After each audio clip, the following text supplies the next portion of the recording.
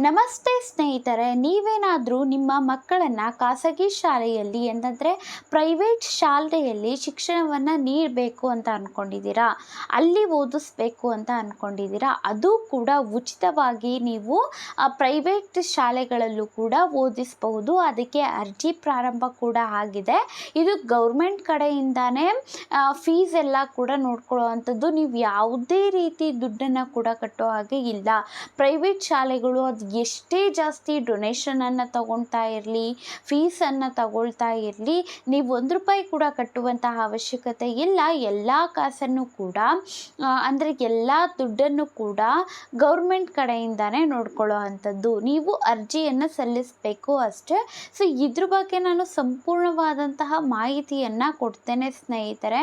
ಮತ್ತು ಯಾವಾಗ ಅರ್ಜಿ ಹಾಕೋದಕ್ಕೆ ಪ್ರಾರಂಭ ಆಗಿದೆ, ಯಾವಾಗ ಕೊನೆ ಆಗುತ್ತೆ ಅರ್ಜಿ ಹಾಕುವಂಥದ್ದು, ಮತ್ತು ಏನೇನೆಲ್ಲ ಡಾಕ್ಯುಮೆಂಟ್ಸ್ ಬೇಕು ಎಲ್ಲ ಕೂಡ ನಾನು ನಿಮಗೆ ತಿಳಿಸ್ಕೊಡ್ತೇನೆ. ಅದಕ್ಕೂ ಮುಂಚೆ ನೀವೇನಾದರೂ ನಮ್ಮ ಚಾನಲ್ಗೆ ಹೊಸಬ್ರಾಗಿದ್ದೀರಾ, ಇನ್ನೂ ಕೂಡ ಸಬ್ಸ್ಕ್ರೈಬ್ ಮಾಡ್ಕೊಂಡಿಲ್ಲ ಅಂತಂದರೆ ದಯವಿಟ್ಟು ಸಬ್ಸ್ಕ್ರೈಬ್ ಮಾಡ್ಕೊಳ್ಳಿ ಸ್ನೇಹಿತರೆ.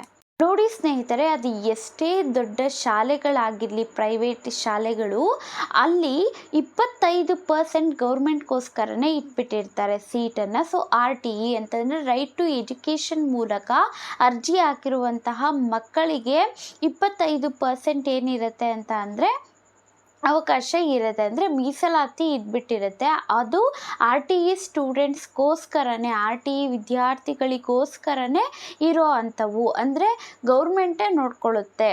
ಸೊ ಇದಕ್ಕೆ ನೀವೇನೇನು ಮಾಡಬೇಕು ಅಂತ ಅಂದರೆ, ಏನೇನೆಲ್ಲ ದಾಖಲೆಗಳು ಬೇಕು ಅನ್ನೋವಂಥದ್ದು ಕೂಡ ನಾನು ನಿಮಗೆ ಹೇಳ್ತೇನೆ. ಈಗಾಗಲೇ ಅರ್ಜಿ ಪ್ರಾರಂಭ ಆಗಿದೆ, ಕೊನೆ ಡೇಟ್ ಕೂಡ ನಾನು ನಿಮಗೆ ತಿಳಿಸ್ಕೊಡ್ತೇನೆ. ಸೊ ಡಾಕ್ಯುಮೆಂಟ್ಸ್ ಏನೇನು ಬೇಕು ಅಂತ ನೋಡೋದಾಯಿತು ಅಂತಂದರೆ, ಮಗುವಿನ ಆಧಾರ್ ಕಾರ್ಡ್ ಬೇಕಾಗುತ್ತೆ, ವಾಸಸ್ಥಳ ಪ್ರಮಾಣ ಪತ್ರ ಬೇಕಾಗುತ್ತೆ, ಮತ್ತು ನಿಮ್ಮ ಪಾಸ್ಪೋರ್ಟ್ ಸೈಜ್ ಫೋಟೋ 2 ಬೇಕಾಗುತ್ತೆ, ಪೋಷಕರದು ಮತ್ತು ಮಕ್ಕಳದು ಕೂಡ ಬೇಕಾಗುತ್ತೆ, 2 ಫೋಟೋ ಬೇಕಾಗುತ್ತೆ, ಮತ್ತು ವೋಟರ್ ID ಬೇಕಾಗುತ್ತೆ, ಮತ್ತು ಜಾತಿ ಮತ್ತು ಆದಾಯ ಪ್ರಮಾಣ ಪತ್ರ ಬೇಕಾಗುತ್ತೆ, ಮತ್ತು ಕಂಪಲ್ಸರಿಯಾಗಿ BPL ಕಾರ್ಡ್ ಇರಬೇಕು. ನಿಮ್ಮ ಬಳಿ BPL ಕಾರ್ಡ್ ಇದ್ದರೆ ಮಾತ್ರ ಈ ಒಂದು ಮಕ್ಕಳಿಗೆ ಪ್ರೈವೇಟ್ ಶಾಲೆಯಲ್ಲಿ ಉಚಿತವಾಗಿ ಈ ಶಿಕ್ಷಣವನ್ನು ಕೊಡಿಸೋದಕ್ಕೆ ಸಾಧ್ಯ ಆಗುತ್ತೆ.